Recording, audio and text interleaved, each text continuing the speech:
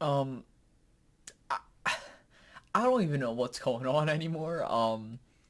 This has to be the most blatant showcasing of finger pointing I've ever seen come from the Cowboys in a season ever. And it's just week one. It's just week one. We're a day away from the Bengals and the Cowboys playing. And this is where we're at. Okay, so what's really funny about this is that there are way too many things going on here, and I was like, do I want to split this up into three videos, or do I want to just do one big video on my thoughts on each of the factors that we've been talking about? So, not only do we have a coaching staff situation, we also have the front office situation. So, let's start from the bottom and work ourselves to the top. If you want to like the video, more than welcome to. Subscribe if you're new. Um, so look, you first have Mike McCarthy come on and be like, hey, I think Kellen needs to do a better job at the play calling, more or less. Oh, Spacey didn't say, no, like, he's basically implying that. Oh, you need to know what plays to call, and this is how we kind of do it, and this, that, and a third, and all this other stuff.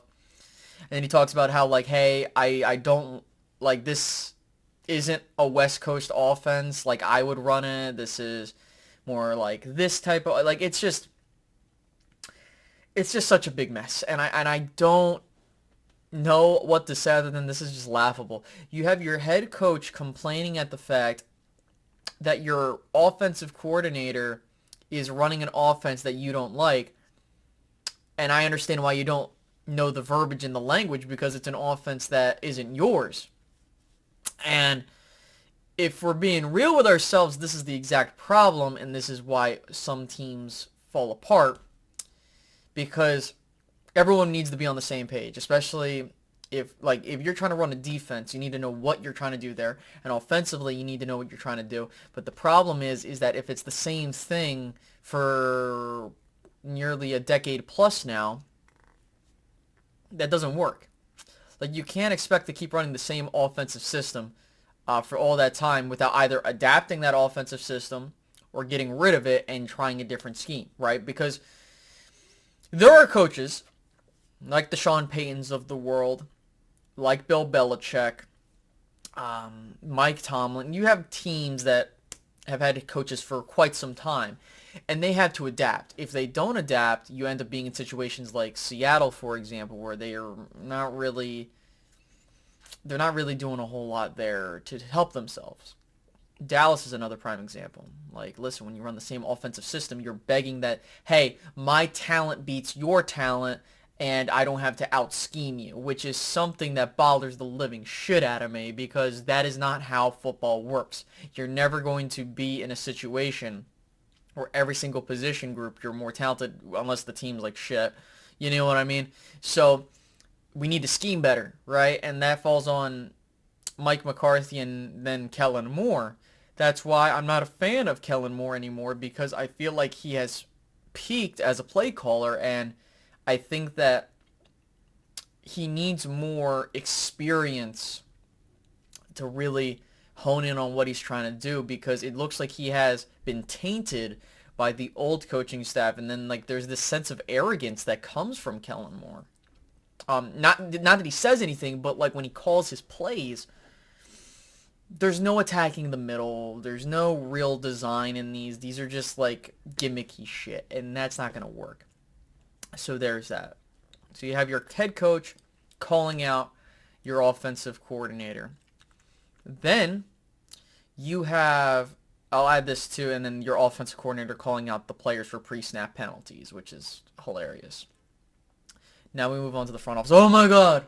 Space Cowboy, you keep talking about the front office. Please. I can't. They're in the news, and this is very important because of the lies that they've been saying, okay? You have a situation where I'm not even talking about Jerry here in a moment. I'm going to get to Jerry in a second. Stephen Jones goes out. He says, we're using the most of our cap, which is a fucking lie. Like, oh, we should be doing these plays which confirms that they're dictating how they want the offense to be run. That's been a conspiracy for years, but like you kind of just slipped up there. So now we know that. Oh, I want my players to do better, and I put so many expectations on certain players, like Jalen Tolbert, for example, and it's like, what are you doing? And then he went on this long diatribe about like the cap. He said the cap 3 times in like a single answer, and I'm like, ugh, like this guy is so damn annoying. And then you have people that will defend him, and I'm looking at a certain guy on Twitter by the name of Dan Rogers. Yeah, I called him out. I'm not afraid to call him out. Listen, dude, stop acting like you are trying to take up for this front office. Okay, I get it that you have a certain opinion, and you said you're more than welcome to have this discussion on whether or not, the cap is a situation. I mean, you were the same guy that said that it would be a terrible mistake for the Cowboys to let go of Jason Garrett. So, I mean, come on, man. Like, it's guys like that I get pissed off about, because I don't give a shit if you're that well versed in capology. Excuse me, I am a capologist. I know. No, I'm just kidding. All joking aside, though, like, there's no way to defend this front office. Oh, but Space Cowboy, they need to have that cap space in case someone gets hurt. You mean to fucking tell me that you need $10 to $20 million in cap space because someone could get fucking hurt? You do that if you feel like I can make a trade in the middle of the season for a guy that has a big contract to help my team win.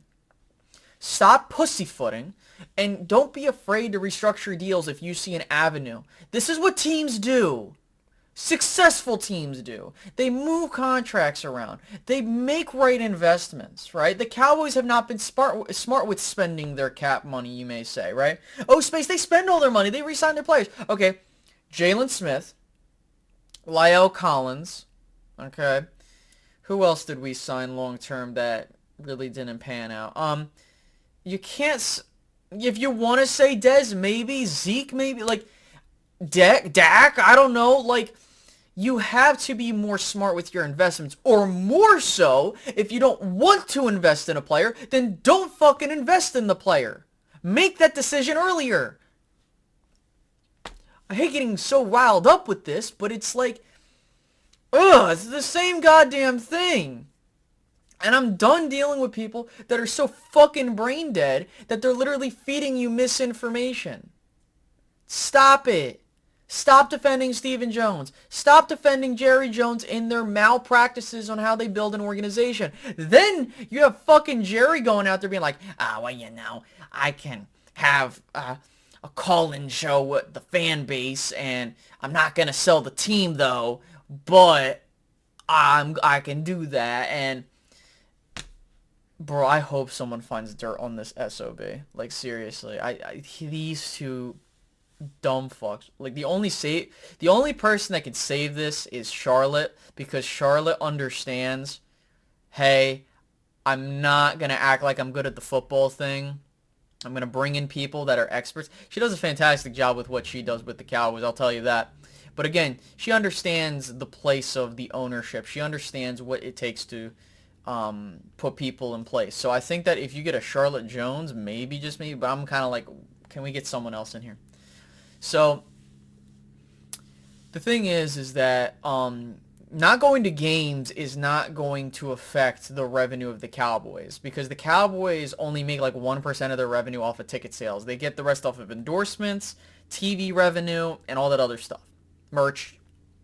So even if you don't buy it, like, even if you don't buy merch, even if you don't go to games, you're still, and even if you, like, are, the only way that you're not going to get them any money is if you don't watch the games, but unfortunately, it's not just Cowboy Nation and the Cowboy fans and the 80%ers and the 20, like, it's every NFL per fan is going to watch the game for fantasy reasons, for entertainment.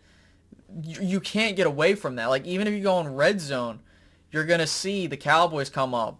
Like, this is something that's unavoidable. So when I have to listen to Jerry go and be like, I'm not going to sell the team, and it's not even it's week 1, and we're already having this type of discussion. This tells me that the pressure's on. Okay? The Dallas Cowboys fans need to keep applying pressure to this front office. They can feel it. As long as we're keeping that same energy, we will be just fine. We need to keep applying this pressure, guys. We need to keep this up. I don't care if they win on Sunday. I don't care if they lose on Sunday. You need to apply pressure. A loss. Now, I'm not advocating for the Cowboys to lose this game, okay? I want to make this super clear. What I am saying is that the more games that the Cowboys lose at the detriment of their own doing, it's going to further the point that the Joneses have failed this team. They have failed to build a winning team. Oh, well, if they suck so much this season, hypothetically, and they get a top 5 pick, yeah, I think they would go draft a quarterback. I think they would do that. They would now have the out for Dak Prescott in the next 2 years. Even though that would be dumb, I would say you could trade that pick or get another player. But it's not good front office building, and I don't care what anybody says. The Cowboys have failed on all of these phases, and it's on full display. It's just a matter of how the rest of the season goes. Will the Cowboys salvage this season? Will the season go down a dark path to where maybe, just maybe, it doesn't matter if Dak's playing or Michael Gallup's playing or anybody's playing. It's just the team is just broken fundamentally. And so if Mike McCarthy does leave after this year, and let's just say he does, I think that he'll coach the whole season, but let's say that he doesn't, come back. And, if you're bringing in a Sean Payton, and this is just in regards to, regardless of who they bring in, Kellen Moore, Dan Quinn, Sean Payton, whoever, if you bring in one of these individuals, right, do you really think that anything's going to fundamentally change? It doesn't matter if you have Bill Belichick on that sideline. The fact is that unless you're changing your philosophy on team building, which I'm not saying you don't have the draft anymore, trade the pick. No. What I'm saying is, if you're not going to get even somewhat involved in free agency or somewhat involved to where it's actually like doing something, then that's going to be a failure. I don't care who you bring in. I really don't, because that's not going to change and move the needle. What will move the needle is if you have a realization, like a good example of this is the Paul Brown's family and the Paul Brown over with the Bengals. He stepped out of the way, let the powers that be that run the organization do their jobs. They went out and spent a lot more money in free agency. But in key signings that helped their team go to the Super Bowl. Right? Like, was it perfect how they got there? No. But what they did was they got a team put together that basically gave them enough to put them over the top. Yes, having good draft capital does assist in that. And that's a prime. The Bengals have a big blueprint for the Cowboys to follow. Make key signings in free agency. They don't have to be the splashiest. Sign a couple guys, right? This free agency class the Cowboys have isn't going to be a strong one. So you don't have to really worry about anybody important. Dalton Schultz is really the only name that's highlighted, and maybe Tony Pollard too. But if you bring none of those guys back, it's not going to hurt you because you can go draft someone else. Or you can go into free agency and sign someone else. And that's what I'm worried about, is the Cowboys are not taking advantage of that. You have this massive rollover in the salary cap that you refuse to use money with. And with that is causing massive detriments to your organization. It's the reason why the Cowboys stay competitive but are not good enough to win, but are not bad enough to really make a change. However, if we keep applying this pressure, because now the Joneses understand that we're pissed off. We got to keep getting pissed off regardless of the circumstances, and that's the end of that. We cannot get complacent here. And Cowboys Nation, and I've heard Cowboys Corner say this, so I got to give him props to this because this isn't what I've said, and I'll give another shout out in just a second. Listen, you got to boo Jerry Jones and the management every chance you get. You need to voice your frustration. Or if you're not going to boo them, just tell them, listen, we need to do, you got to get, on them. And then the other thing is, don't be afraid to protest, bruh. I know that sounds so fucking stupid. Hey, you're going to protest a sports team? Listen, man, the fact is the Cowboys are going down a dark path. They're going down the path of the New York Knicks, where James Dolan takes takes over for his father, and he acts like a petulant fucking kid, acting like he's the king of the castle. And that would be the nail in the coffin for probably a good chunk of the younger fans, because they can see the writing on the wall. They can see it. They can see a guy that's going to alienate any chances of trades being taken place. It's gonna alienate any chance of players having any semblance of signing here, because you saw that with the D-Law contract. You saw that with what he said. Listen, I felt like I wasn't being taken care of, and it wasn't until Jerry stepped in and got the deal done where I was like, okay, guys, this is bad, and we're gonna see if this continues to get worse, or maybe it gets better. I don't know, but I have my doubts. So with that being said, I hope you guys enjoyed this video. Like, subscribe, hit the notification bell, and I'll catch you guys in the next one.